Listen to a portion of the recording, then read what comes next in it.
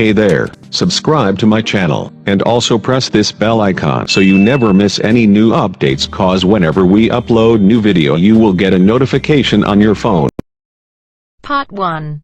1. You are going to hear a conversation between an agent and a client. First, you have some time to look at questions 1 to 6.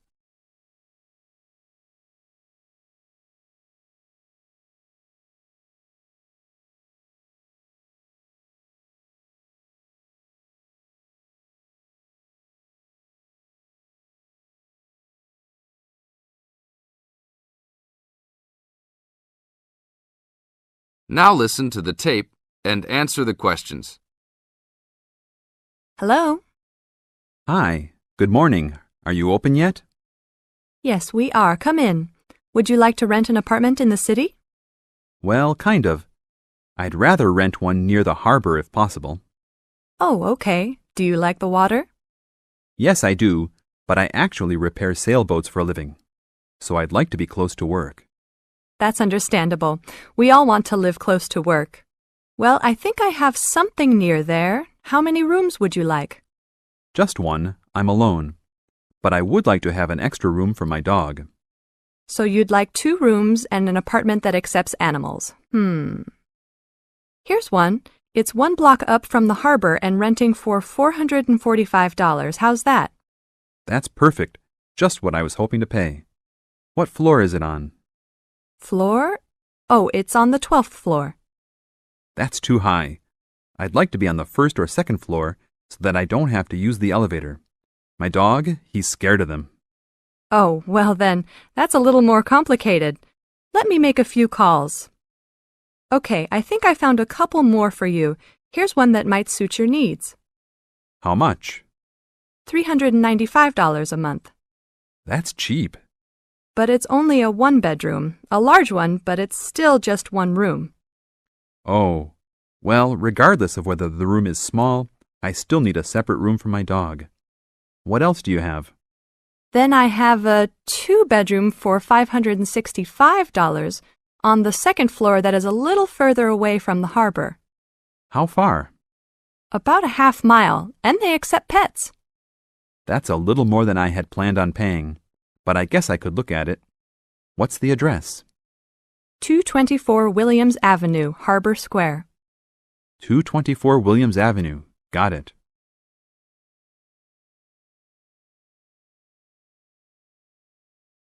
Now look at questions 7 to 10.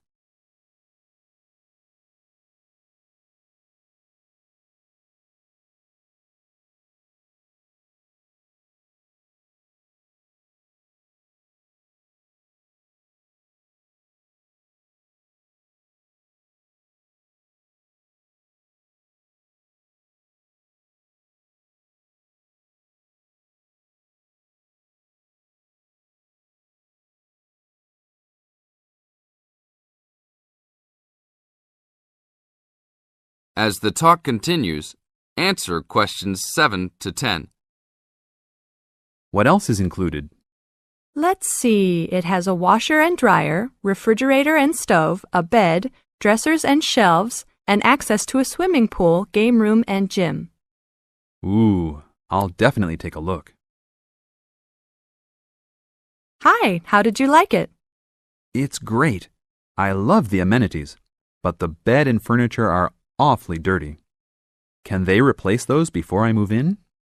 Sure, that shouldn't be a problem. Anything else? Yeah. I didn't see anywhere to park my car. Is there a parking lot in the basement? Yes, there is. Would you like to rent a space? No, I'd like that to be included in the rent. Oh, well, I'll see what I can do, but I can't guarantee that. Do you want to take it anyhow? If those 2 issues were solved, I would love to take it. That is the end of Part 1. You now have half a minute to check your answers.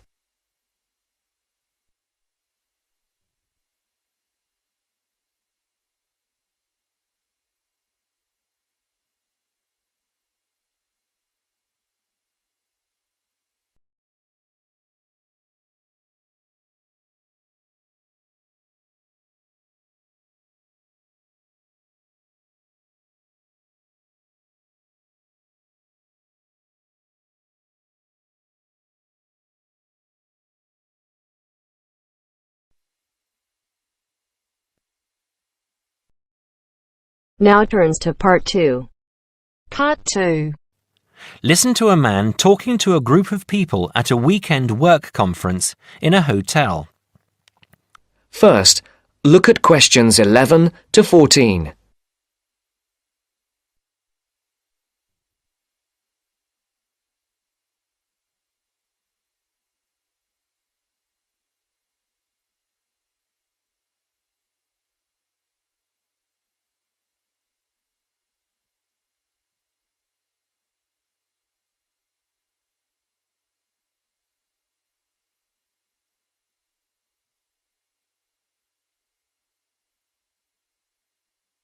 Listen carefully.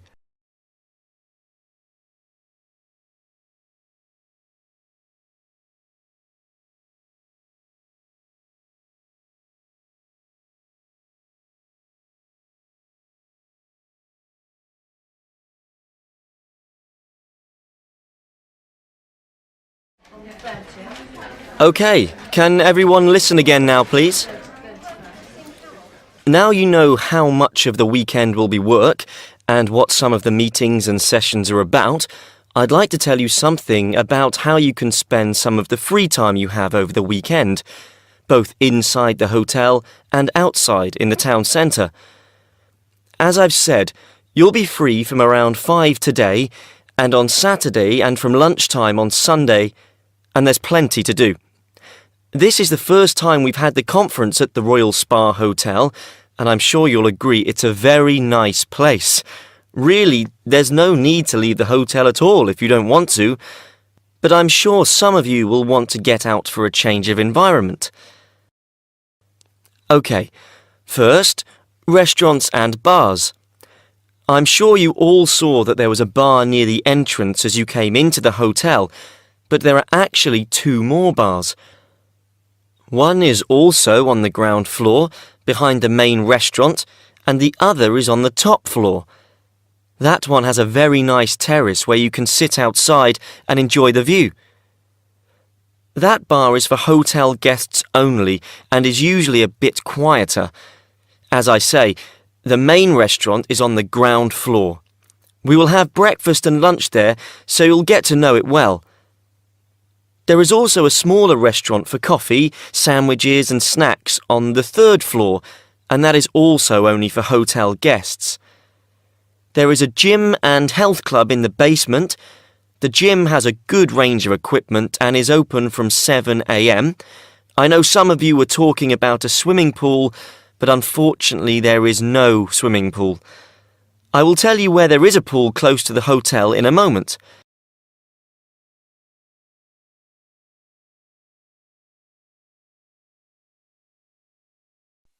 Before the broadcast continues, look at questions 15 to 20.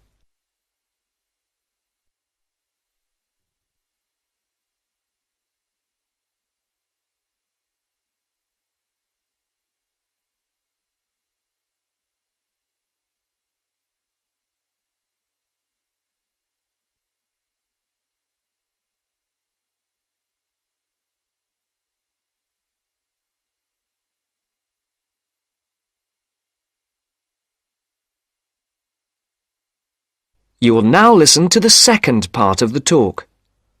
Now, I hope to see some of you around the hotel over the weekend, but I'm sure you will want to get out and see the town at some point. If you'd like to look at the map on the screen, I'll show the area around the hotel. There is a map of the town centre in your welcome pack too. OK, you can see the hotel here, in the middle of the map, and the main entrance here at the top, in Carlisle Street. OK, that swimming pool I promised to tell you about is here, in Cromwell Road. If you turn right out of the hotel, it's about 10 minutes up the road in the 3rd Street on the left. It's open until 7 p.m. and until 5 on Sunday.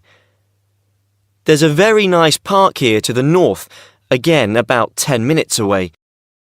In the middle of the park is a boating lake, so if the weather's good on Sunday, it might be a nice way to relax.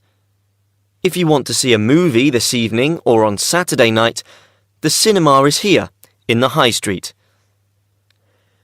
Come out of the hotel and turn left. The high street is only 3 minutes away. The cinema is here at the top of the street, next to a fairly large car park. Now, restaurants. There is a good Chinese restaurant in the middle of the high street, here on the right. It's directly opposite the town hall. It's called the White Orchid. Another very nice restaurant is Leonardo's. It does Spanish and Mexican food. It's here, at the bottom of the high street. So, turn left at the end of Carlisle Street, walk down for 5 minutes, and you'll see it on the other side of the road. I went to Leonardo's last time I was here, so I can recommend it. Now, if anyone wants to see some live music, there is always a jazz band playing at the Pink Coconut. Yeah, that's right, the Pink Coconut. That's here, in a little street behind the hotel. The street name is not on the map, but it's easy to find. Turn right out of the main entrance, and then take the first right to go back round to the back of the hotel. So, I think that's everything. Please ask me if you have anything else. That is the end of part 2. You now have half a minute to check your answers.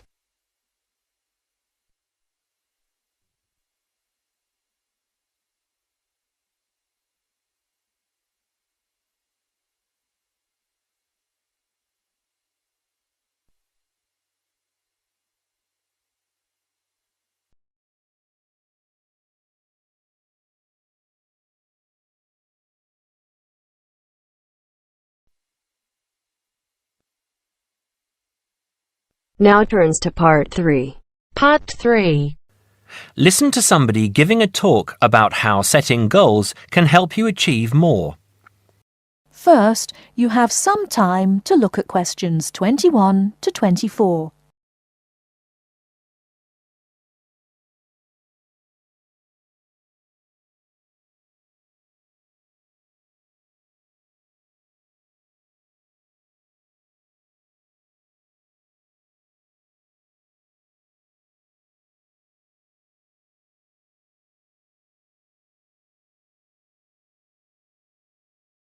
Now, listen carefully and answer questions 21 to 24. Good evening, everyone. It's good to see that so many people managed to make it. An achievement in itself when I'm sure you're all so busy. This evening, I'm going to talk with you about setting goals and how setting goals can help you understand what you really want to achieve. First, though, I'd like to start by saying what I think achievement actually means. I think some people think it's simply about being successful in a job or making money, but it certainly doesn't have to mean that. Achievement is simply accomplishing goals that you set for yourself, doing what you plan to do, and people might plan to do all sorts of different things. Achievement is about realizing your dreams. I would also like to say that to achieve, you must have belief. Belief that you can do whatever it is you want to do. There is more to achievement than simply wanting to do something. Anyone can say that they want something, but actually getting it is not so easy. To get it, you must believe that it is yours. Not having belief is the main reason that so many people do not achieve. If you really want something, you must talk and act like you already have it. Then you have belief, and then you will achieve. So, goal setting. Goal setting is about imagining the future and then turning the dream into a reality. Setting goals helps you to be clear about what you really want and helps you concentrate on getting what you want. Setting goals will help you see what is stopping you from knowing what's important. And because achieving goals makes you feel good, you will be more confident and succeed more easily. Goal setting is something that all achievers do, whether they are high flyers in business or successful athletes. It is important that you set both long-term and short-term goals. First, you need to have an idea of what you want from life. I call this the big picture. Then you break this down into a number of smaller goals that you need to achieve in order to achieve the overall goal. As I say, the first step is to see the big picture. Think about what you want in the next 15 or 20 years. Doing this will influence all the smaller goals that you set yourself. Before you hear the rest of the talk, you have some time to look at questions 25 to 30.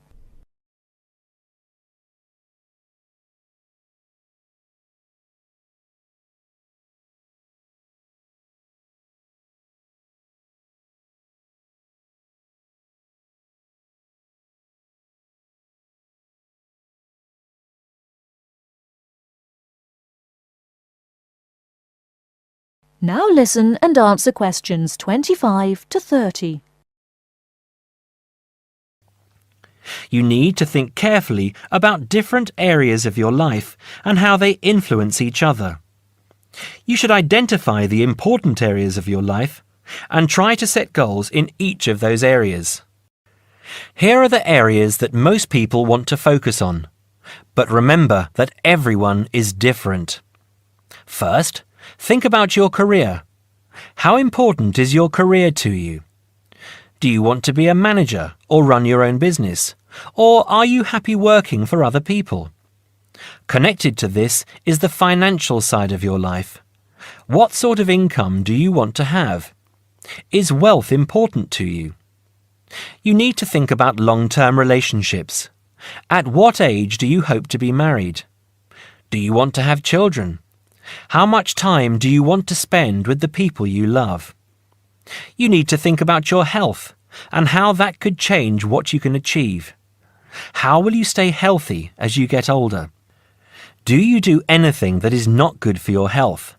And how will you try to do those things less or stop doing them completely? Finally, you need to think about your free time, your hobbies and interests. How much time do you want to have to do what you really enjoy? It is difficult to achieve goals in one area if you feel that you don't have the time to do the things that really make you happy. Now, when you have this overall picture, try to set yourself one goal for each area. Make sure the goals are what you really want and not what you think other people want from you. Of course, in life, it is important to make the people around you happy, but you must focus on what you want. Now, I will go on to talk about how to break your lifetime plan down into short-term goals. But first, does anyone have any questions about what I've said so far? That is the end of part 3. You now have half a minute to check your answers.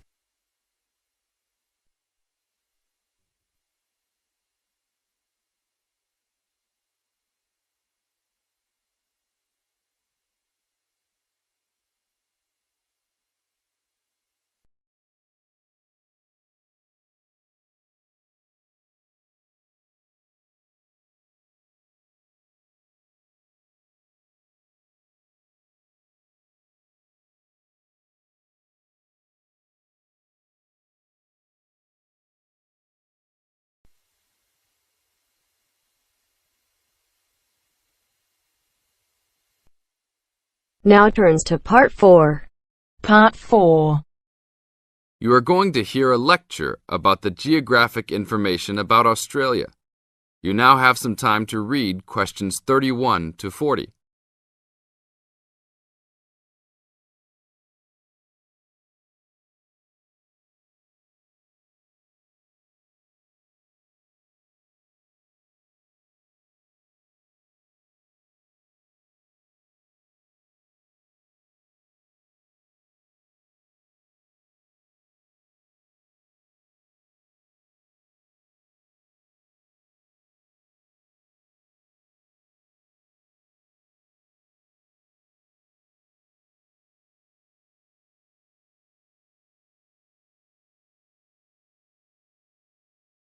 Now listen to the lecture and answer questions 31 to 40 by choosing the best answers from the choices. Good morning, everybody. We'll continue to look at Australia, and today look at one of its greatest natural challenges, water for the agricultural sector.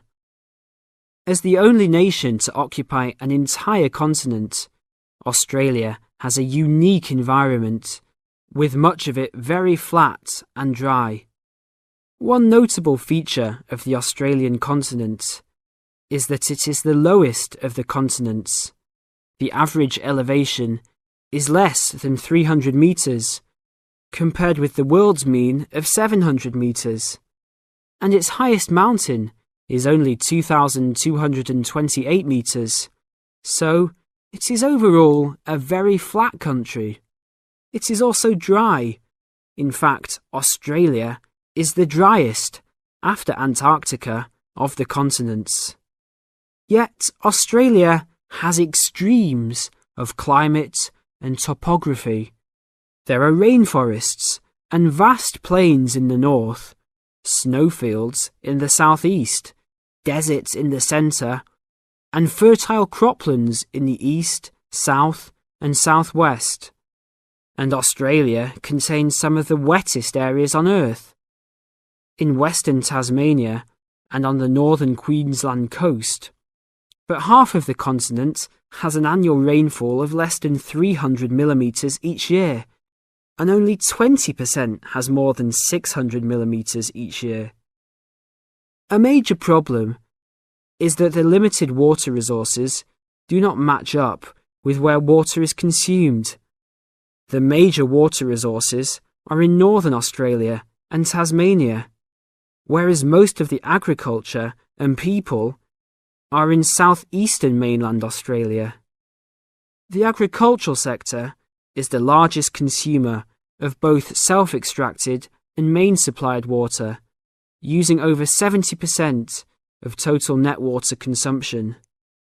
Electricity and gas supply, and water, sewerage and drainage services use notable amounts of self-extracted water. However, net consumption in the household sector is the lowest, just 8% of total net water used. Australia's water use increased by 25% over the decade between the mid-1980s and mid-1990s. Much of this increase was due to irrigated agriculture, which, as noted earlier, accounts for over 70% of national water demand. Since the mid-1990s, the growth and profitability of irrigated agriculture has outstripped the dryland agriculture sector. Irrigated commodities contributed almost a third of total farm exports in the mid-1990s.